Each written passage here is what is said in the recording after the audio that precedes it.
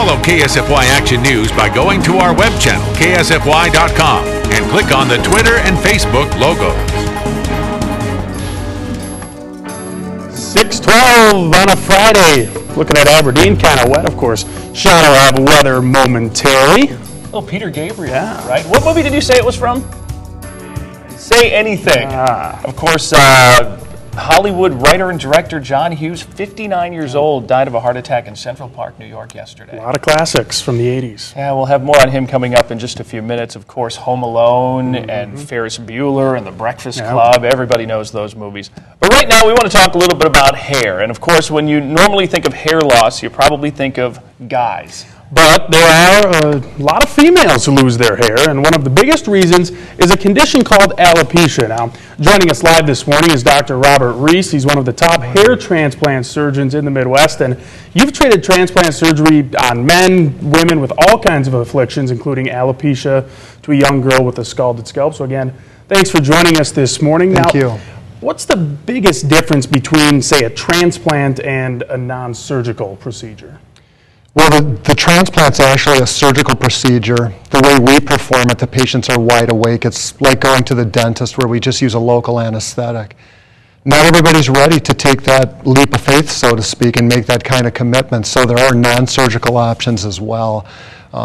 Weaves, medicines, low-level laser therapy, systems that they're called where people will wear natural hair on the top of their scalp. And it's getting much better, too, with the way that they do these, the surgical versus the non-surgical. It's almost hard to tell. You can still have bad work performed, but if you're careful in selecting the physician that you're working with, it's literally as natural as nature itself. So now let's talk about the difference between a man getting his hair transplant or procedure done and a female. It's a big deal for women as well. You know, there's tens of millions of women who suffer from hair loss just in the United States alone. And they're frustrated with spending an hour each morning fixing their hair and so on and so forth. One of the major differences between men and women is that men will lose the frontal hairline and they'll lose the framing of the face. The women typically maintain the frontal hairline. They'll lose density overall. And so they're seeking a solution to have more density up on top. There's this low-level laser that you were talking about that you can help grow that hair back and keep some of the same hair you have. Describe that a little bit for us. Well, that was a technology that was approved by the FDA in January of 2007. We don't know the exact mechanism of action of how low-level laser therapy works, but we believe that it improves the blood supply to the susceptible follicle that grows the hair.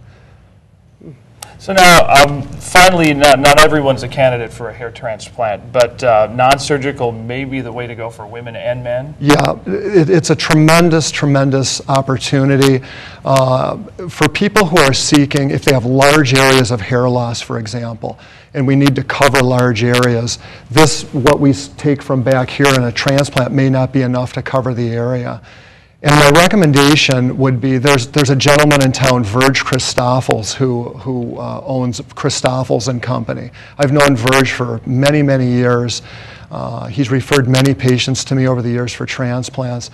But Verge is truly a professional's professional, and what he offers on the non-surgical end, he's just a true professional, and I'd recommend if somebody had any concerns with it locally that they'd call Christoffels and Company. Well, it's great to have you here. It's an honor to have you here. A very well-renowned hair transplant surgeon from around. You're based in Minneapolis. Yes. And do practice in Sioux Falls and Des Moines, Iowa also? Correct. Yes, that's right. Yeah. Well, it's good to have you here. Thanks for joining us. Thank you very much. So much, Dr. Reese. Appreciate it.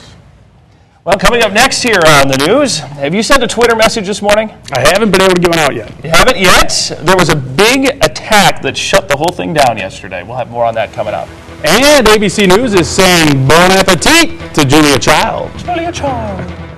She made an omelet on Good Morning America one day. They had her on. It was great. She's just a fascinating lady. We're going to talk more about her coming up in a moment. Stick around. We have weather straight ahead as well. Some rain in some spots. Hang on. You're watching Action News at 6:17.